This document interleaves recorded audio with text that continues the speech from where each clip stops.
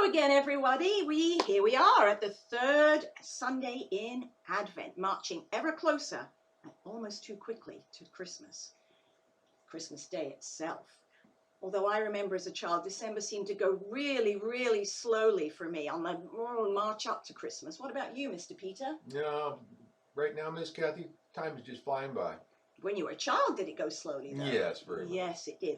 And I want to ask you, what was your favorite Christmas tree that you remember from your childhood? That would be the tree that was all frosted up with blue lights and blue bulbs. It was a magical tree, right? Yes, it was. It was, all right. So this week, our lesson is taken from another very well-known story surrounding the birth of Jesus.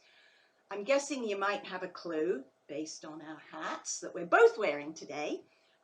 We find the story in the Gospel of Matthew. And it isn't very long, it's just 12 verses, but somehow it grabs hold of us as it is a true story of good versus evil. You know, like the good guy in the movies going up against the villain.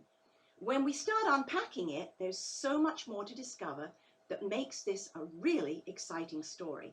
So just a little bit of background to start with. It was not only the Jews who were looking for a great king, promised by God. Tales of a coming king, anointed and sent by God, had spread far and wide.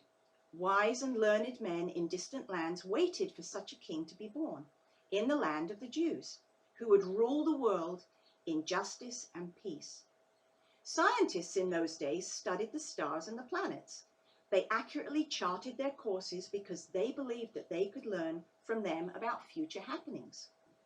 At the time when Jesus was born in Bethlehem, some of the astrologers from far away discovered a star in the sky that shone with special brightness. Such a star, they believed, must be the sign that a great king had been born.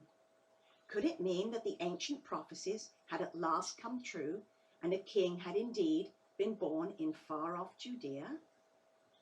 Well, all of these astrologers who studied and watched the stars, we only read about the 3 of them who actually decided to follow the star. Perhaps they had felt a special pull or desire. They had to discover what all of this meant. The Bible calls them magi, which we translate as wise men. They must have been very smart and well respected. Maybe they were even kings in the land or lands where they lived.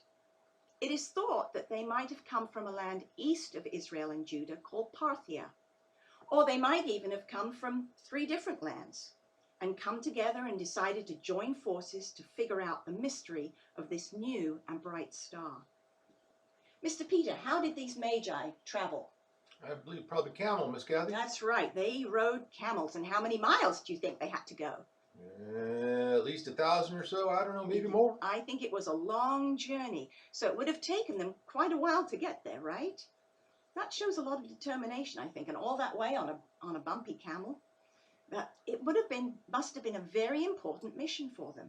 They weren't going to give up until they discovered where the star stopped. The Bible doesn't tell us the names of these 3 kings, but other writings or handed down traditions have given us their suggested names. Can you give me one of them, Mr. Peter? Is his name Melchior? Close. Melchior. Melchior. And then we had Caspar, and then we have Balthazar. Quite distinguished names, don't you think? So here they are on this long, long journey. They're not quite sure where the star is leading them, but they know it is to somewhere or somebody quite special. As the star gets closer to Jerusalem, they must have wondered where to start first in their search. Well, as they were sure they were looking for a long-expected king in this foreign land, they started to ask around Jerusalem as to where they could find him. After all, if he was the king of these people, they should know where he was, right?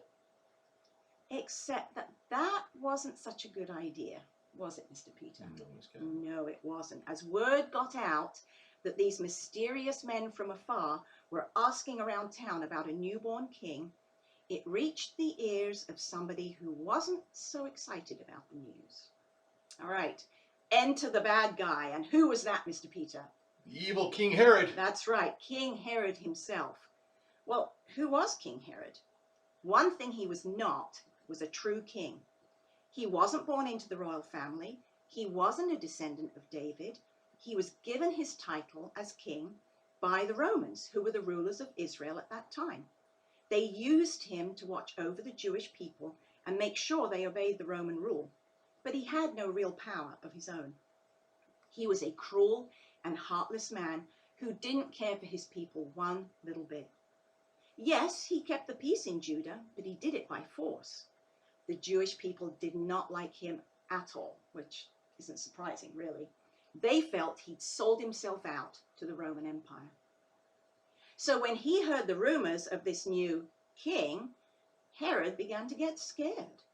See, sometimes with power comes insecurity and jealousy. What if this king turned out to be much better than him?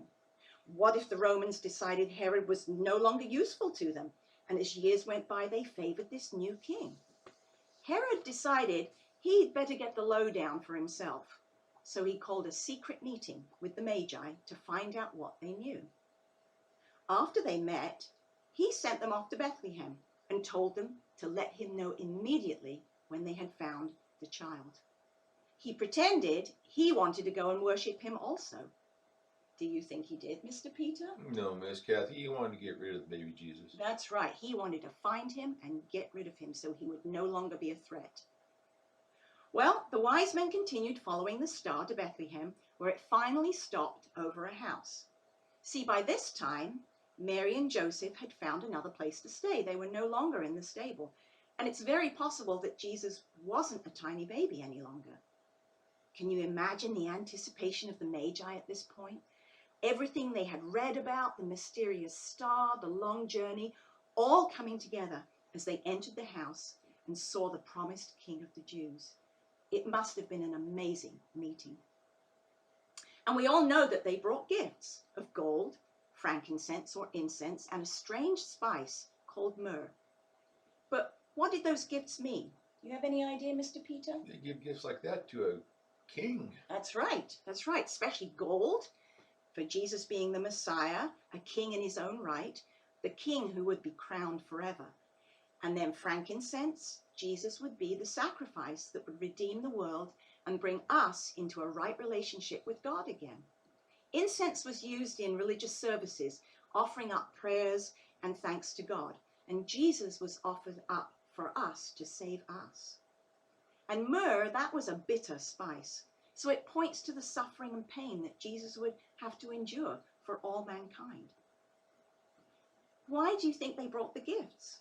Well, they recognized Jesus as the true Messiah, the true King, and this was their way of acknowledging that and worshiping him. So after this incredible discovery and time spent in Jesus' presence, did the wise men go back to Herod and tell him all about it? Not at all. They fled, Miss Kathy. That's right. Do you know what made them stop and not go back?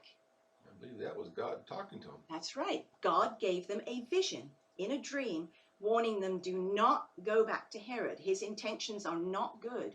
He doesn't want to go and worship Jesus. So, instead of obeying Herod, they chose to obey God.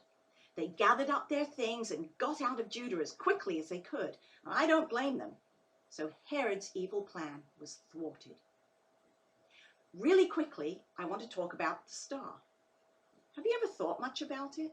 I mean, we're told it was extremely bright and it obviously moved through the sky because they followed it, but where did it come from? Where did it suddenly appear? Some people have suggested that it was 3 planets, Jupiter, Saturn, and Mars, that joined together for a time and created a bright light. But what do you think, Mr. Peter? Well, God is a God of miracles. He could have made a brand new star. That's right. Couldn't God create a brand new star to herald his son's birth? After all, like you said, he's a creator God. I think he did. A magnificent, shining, fabulous star created for his equally magnificent, shining, and fabulous son. Last week's lesson, we talked about the shepherds, lowly, poor people, and the fact that they went to worship the Good Shepherd. This story of the three kings takes us to the opposite end. Rich, respected, noble people coming to worship the greatest king of all, Jesus. It shows us that Jesus is the true king over everybody. All right, we're going to light the next candle on our Advent wreath. I got it right this week, it's a wreath. We've done the purple and the blue, and now we're going to do the pink, which stands for joy. And it's actually called the shepherd's candle. Is it lighting? There we go, There Miss we go. Kathy. That's quite a flame. All right. So now we have hope, faith, and joy. So this week, maybe you can sing the carol, We Three Kings of Orient Are. That would be a good one to sing this week. Find some joy in your life. Spread joy into somebody else's life. And we'll talk to you next week. We'll do another lesson next. Well, Mr. Peter won't be here next week, I don't think, but we'll come up with something. But we love you. Enjoy going to church and seeing each other. And God bless you all. We'll talk to you next time. Bye. Bye, kids.